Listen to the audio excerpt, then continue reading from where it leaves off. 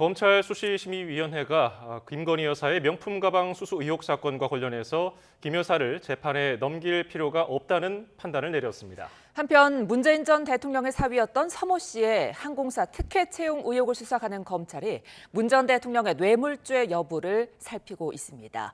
주요 사건 속 법적 쟁점 짚어봅니다. 김성훈 변호사 나오셨습니다. 어서 오십시오. 안녕하세요. 예. 어제 검찰 수사심의위원회가 김건희 여사에 대해서 불기소 권고를 내렸는데요. 보통 검찰 수사심의위원회 하면은 어떤 경우에 열리고 또 어떤 방식으로 결론을 내립니까? 네, 이번에 열렸던 수사심의위원회는 총 16번째라고 볼 수가 있습니다. 이 사건에 관해서가 아니라 앞에 여러 사건들이 있었고요. 예. 검찰 개혁의 일환으로 2018년부터 도입된 제도이고 수사 과정에 있어가지고 어찌 보면 조금 다른 수사팀이 아닌 외부의 인사들을 포함시켜가지고 관련된 수사의 적정성에 대해서 심사하고 권고를 하는 그런 절차를 거치게 되어 있었습니다. 예. 이 권고 내용에 대해서 수사팀 주임 검사는 어느 정도 존중해야 하는 의무가 있지만 한편으로는 강제성이 있지는 않기 때문에 결론을 따르지 않고요.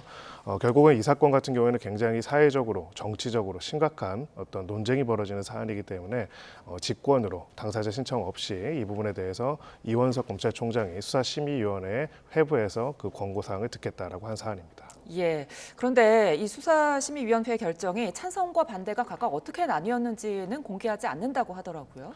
네, 그렇습니다. 수사심의위원 자체는 이제 수사심의위원회 풀 중에서 무작위로 선발이 되지만은 구체적으로 누가 어떤 의견들을 가졌고 또 얼마나 반대하고 얼마나 찬성했는지를 밝히지 않고 있습니다. 예. 그래서 결론적으로는 아마 이 내용은 이 과정에서의 각각의 심의위원들의 독립성들을 보장하기 위한 부분도 있겠지만은 다만 이제 논쟁이 심한 사안에 있어가지고 검찰 수사심의위원회를 붙였을 때 실제로는 어떤 의견들이 오갔고 왜 이거에 대한 이런 권고가 나왔는지 즉 그 정당성에 대해서 국민들이 궁금해하고 그 부분에 대해서 왜 이런 결론이 되는지 알리고 그 부분을 심사하기 위한 절차라는 점에서는 얼마나 어떤 논의들이 있고 최종적으로 어떻게 의견들이 갈렸는지에 대한 부분을 확인할 필요는 있어 보입니다. 예. 다만 이제 내부 규정상으로는 의견을 결정을 할 때 과반으로 결정하는 항목별로 과반으로 결정하는 사항들이 있었기 때문에 적어도 이번에 수사심의위원들의 결정들이 과반의 결정이라고 볼 수는 있을 것으로 보입니다. 예. 그런데 위원들이 누군지도 밝혀지지 않고 있거든요. 보통 어떤 인물들이 이 위원들로 구성이 됩니까? 네, 검찰 출신 외에도 이제 법률가들이나 학계, 시민사회계의 인사들로 구성이 되어 있기 때문에 검찰 조직과는 좀 구성이 다릅니다. 한 300여 명 정도의 이제 인력 풀을 가지고 있고요. 예. 그 중에서 이제 무작위로 선정을 한다라고 하고 있습니다. 이 두 가지 점에 있어가지고 대립되는 가치가 있습니다. 첫 번째는 우리가 판결문을 보면은 다 누가 검사가 어떤 검사가 공판을 했는지 그리고 어떤 판사가 판결을 했는지가 명시적으로 나와 있습니다. 즉 예. 중요한 의사결정에 있어가지고 기명으로서 어떻게 보면은 책임감을 있게 판결을 하고 기소를 하거나 또 공판을 유지하는 것도 그렇게 기록에 남기는 것이죠. 이렇게 함으로써 책임을 강화하고 이걸 더 명확하게 그런 부분들을 알릴 수 있는 부분들이 있는 부분 반면에 또 한편으로는 이런 위원회 중에서는 이 내용들을 공개했을 경우에 각각의 위원들이 자신의 독립적이고 어떻게 보면 주체적인 판단들을 하는 게 어려워질 수 있다는 의혹 때문에 비공개로 하거나 하는 경우들도 있습니다. 그래서 결론적으로는 지금 심의위원회 차원에서는 이 심의위원들이 각각 어떤 의견이고 어떤 결론이 나오는지를 공개하고 있지는 않고 있는데요. 이제 이러다 보니까 결국은 이 수사팀의 내부의 내밀한 수사 검토, 수사 진행에 대해서 외부의 전문가들 시각으로 보는 것에 결론이 나온다고 했는데 결론이 있는데 그 결론의 경과 내용들에 대해서는 오히려 더 알기가 어려운 그런 부분들의 이 제도의 한계점이라고 할 수가 있습니다. 예. 이번에 수사심의위원회에서 이른바 명품백 사건에 대해서 들여다본 혐의가 한두 개가 아니더라고요. 6개나 되던데 좀 각각 살펴주실까요? 네, 원래는 이제 청탁금지법 위반 등으로 이제 고발이 됐었는데 지금 이 중에서도 청탁금지법 위반 말고 알선수재 그리고 변호사법 위반 등의 혐의점 부분들은 이원석 검찰총장이 수사심의위원회에 회부하면서 추가로 검토를 해달라고 요청한 겁니다. 예. 청탁금지법 위반은 우리가 소위 김영란법이라고 하죠. 공직자의 배우자로서 공직자의 직무와 관련돼 받는 게 금지된 물품을 받았는지 여부가 쟁점이 됐고요. 또 두 번째로 만약에 직무와 관련성 있는 대가성 있는 것으로서 만약에 이것을 받았다고 한다면은 이것은 사실은 윤 대통령과 또 부부 사이이기 때문에 이 부분에 대해서는 기본적으로 뇌물죄의 공동정범으로서 혐의점이 있는지에 대한 부분들이 검토의 대상이 됐습니다.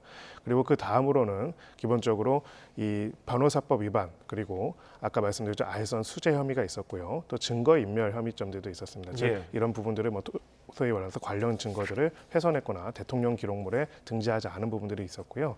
결국 이번 사건에 있어가지고 핵심적인 쟁점이 됐던 부분들은 오히려 청탁금지법 위반 외에도 방금 말씀드린 직권남용도 있는데요. 핵심적인 부분들은 알선 수재 혐의가 될 가능성이 높습니다.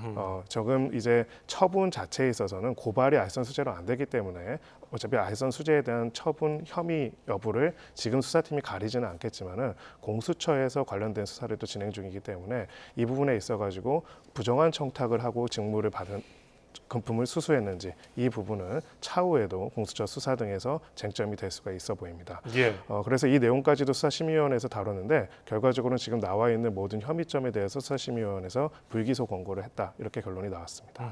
그러면 어쨌든 표면상으로는 수사심의위원회에서 6개 혐의에 대해서 역시 마찬가지로 무혐의 결론을 내린 것과 마찬가지로 해석을 해도 될까요?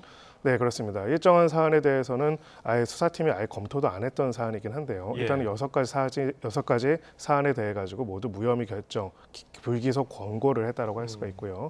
물론 이 권고가 강제성을 가지고 있지는 않지만 결국은 이 내용들을 바탕으로 해서 수사팀이 최종적인 결정을 할 겁니다. 이 수사심의위원회 과정에서는 이제 수사팀과 그다음에 그 김건희 여사 측의 변호인이 참석해가지고 관련된 의견들을 제출했다라고 이야기를 하는데요. 사실 수사팀 같은 경우에는 이미 그 보도가 된 것처럼 다 불기소 결정을 내린 상황이기 때문에 왜 그런 결정을 내렸는지에 대한 그 정당성에 대해 이야기했던 것으로 보이고요.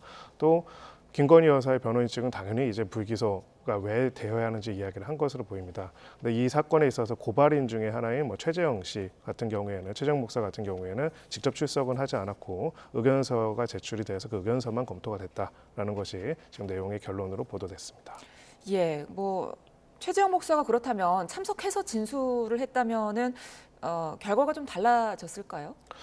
뭐 그거는 정확하게는 알 수는 없겠지만은 예. 일단 고발인으로서 참석 의무가 있거나 참석할 권리가 당연히 있다라고 단정할 수는 없습니다. 다만 이제 수사심의위원회라는 것은 기본적으로 수사가 치열한 쟁점이 있는 경우에 이 수사의 결과와 내용에 대해 가지고 여러 의견들이 있을 수 있는 이해관계자들이 그것에 출석해 가지고 수사팀과 또 각각의 입장들을 첨예하게 대립되는 입장들을 듣고 심의위원들이 그걸 바탕으로 판단을 한다는 점에 있어가지고는 굉장히 중요한 자리라고 할 수가 있는데요.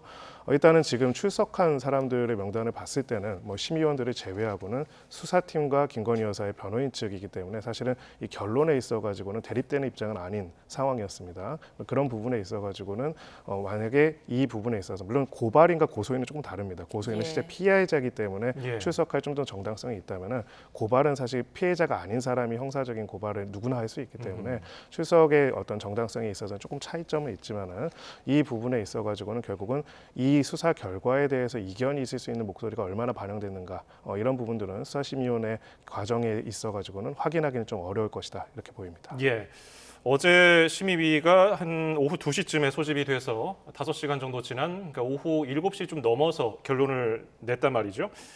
보통 한 오후 좀 늦게 나올 거라는 예측이 있었는데 6가지 법리 검토에다가 좀 이른 시간에 결정을 내린 것 이게 좀 이례적입니까? 아니면은 뭐 평상적입니까? 일단 수사심의위원회가 열리는 것 자체가 굉장히 대립적이고 복잡한 사안에 대해서 열립니다. 그리고 이제 아까 말씀 나눴던 것처럼 총 혐의점이 6가지이고요.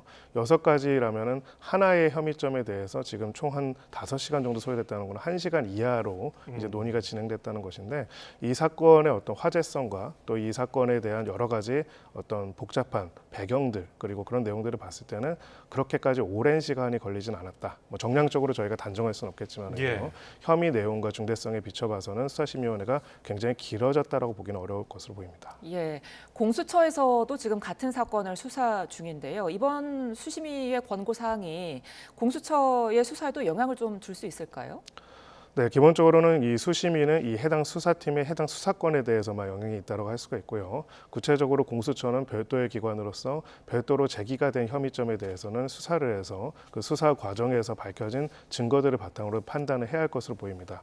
다만 이제 이 부분과 관련돼서 검찰의 선행 수사 결과들을 참조하고 확인하겠다라는 내용들을 일부 밝힌 부분이 보도 내용에서는 있기 때문에 그 부분들이 어느 정도의 영향을 미칠 수 있을 것으로 보이고요. 다만 이제 이 사건과 관련돼 가지고는 검찰 수사팀이 특히나 알선 수재 혐의를 충실하게 수사를 하다가 불기소 처분을 하고자 하는 것을 수심위에서 결론을 내린 것이 아니라 사실은 수심위 단계에서 새롭게 한번 검토해보라고 쟁점이 던져진 것이기 때문에 알선 수재와 관련돼 가지고는 구체적으로 그 알선 수재 각각의 혐의점, 부정한 청탁과 그와 관련된 직무 금품 수수라는 이 두 가지 부분에 대한 공수처의 수사의 내용과 그거에 따른 증거가 중요한 역할을 할 것으로 보입니다. 예. 일단은 검찰 차원의 수사는 일단락될 거라는 전망이 우세한데요. 정치적으로 보자면은 굉장히 시끄러울 것 같은데 어떻게 전망하십니까?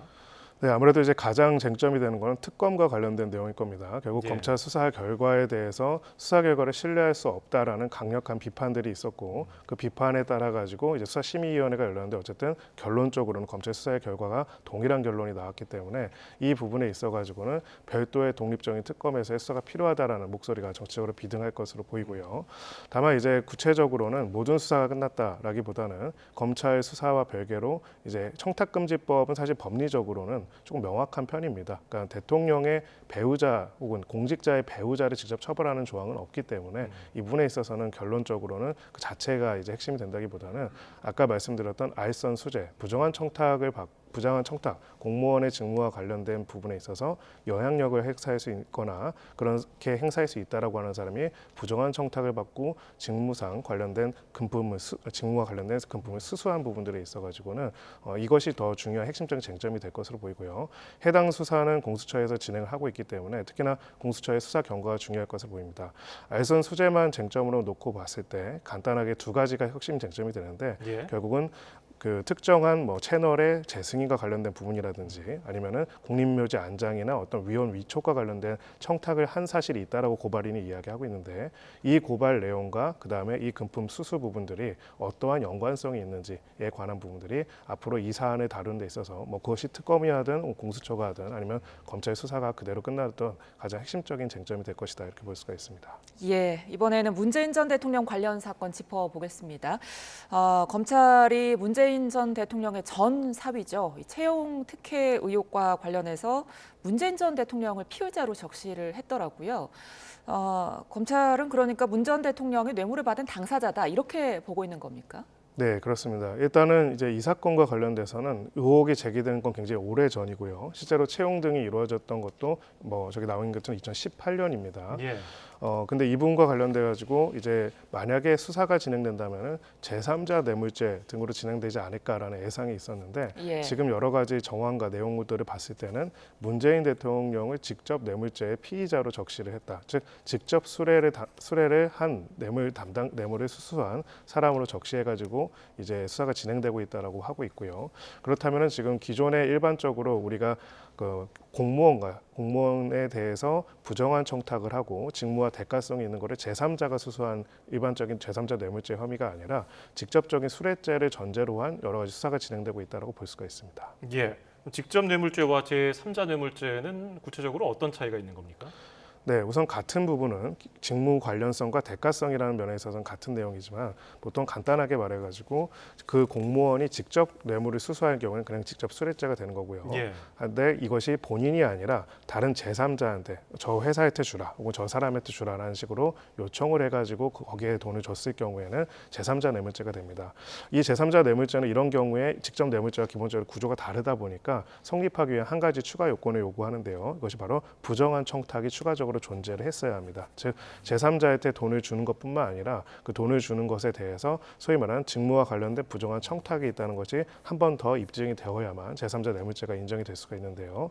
결국 이제 이 사건이 굉장히 고발된 지 오랜 시간이 지났고 또 최근에 굉장히 속도를 내고 있는데 제3자 뇌물죄의 굉장히 중요한 어떻게 보면 첫 번째 허들이라고 할 수 있는 부정한 청탁 부분에 있어가지고의 수사에 난항이 있거나 혹은 그 부분에 있어가지고의 이슈가 있었기 때문에 그것을 빼고 이제 직접 뇌물죄를 적용할 수 있는 법률 수사가 진행되는 것이 아닌가라는 그런 분석이 있습니다. 예, 그렇다면 변호사님은 이번 사안이 직접 뇌물죄 적용이 가능하다고 보십니까?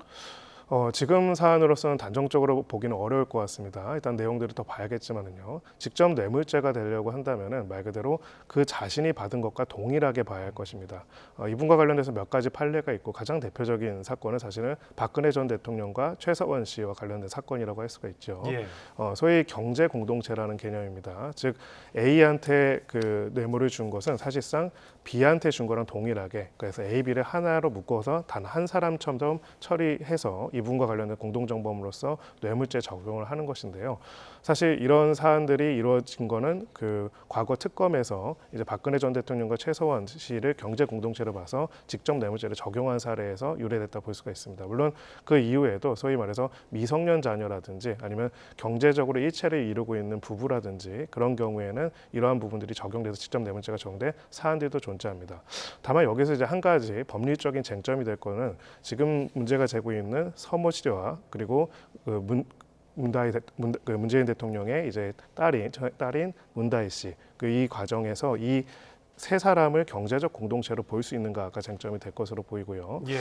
지금 이제 과거 곽상도 전 의원 사건에서는 이제 독립해서 경제적으로 독립해서 더 이상 그 경제적인 일체를 이루고 있지 않은 경우에는 자녀라고 할지라도 경제 공동체로 보기 어렵다라는 그런 판결이 선고되기도 했었기 때문에 이 부분에 있어서 경제적인 공동체라고 볼 수 있는지가 쟁점이 될 것으로 보입니다. 그래서 지금 나와 있는 것처럼 그 경제 공동체라는 것을 입증하기 위해서 문다혜 씨 부부와 문재인 전 대통령과의 자금 거래를 분석해서 결국은 경제적인 독립을 이루지 않고 계속적인 생활비 지원이 있었기 때문에 경제적 공동체로서 만약에 한 사람이 뭔가 돈을 받았다면 이것을 직접 뇌물죄로 의율할 수 있다는 것이 지금 검찰이 바라보고 있는 하나의 수사의 방향이다 이렇게 볼 수는 있습니다. 예. 그렇다면 또 하나 관심 가는 것이 피의자로 문 전 대통령이 적시돼 있다고 알려져 있거든요. 소환 조사 가능성도 나오는데 이 점은 어떻게 전망하십니까? 네, 결국 이 사건의 수사에서 최고의 최종적인 종착점은 아마 그 부분으로 향할 것으로 문재인 전 대통령으로 향할 것으로 보입니다. 다만 지금 방금 말씀드린 것처럼 그러려면은 지금 말씀드린 법리적인 쟁점과 거기에 따른 사실적인 증거가 다 어느 정도는 수합이 되고 정리가 되어야 할 것으로 보입니다. 경제적 공동체라는 개념이 아직은 조금은 생소할 수가 있는데 이 부분을 조금 한번 다시 정리를 하자면은요. 소위 말해서 만약에 부모와 자녀 간에 일정한 사유에서 뭐 생활비를 지급한 적이 있다. 그러면은 이제 앞으로 그 부모와 자녀는 모두 경제적 공동체로 봐서 그 자녀가 지급받은 거를 다 소위 말해서 그 부모가 지급받는 거랑 동일하게 볼 것인가 단정적이진 않습니다.